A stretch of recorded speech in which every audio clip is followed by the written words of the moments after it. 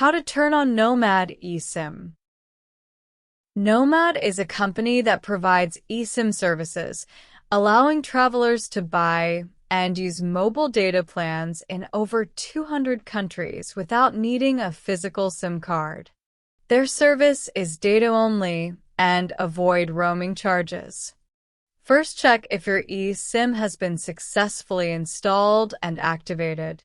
For that, first go to Settings. Click on Cellular. Here in SIMs option, you can find your Nomad eSIM.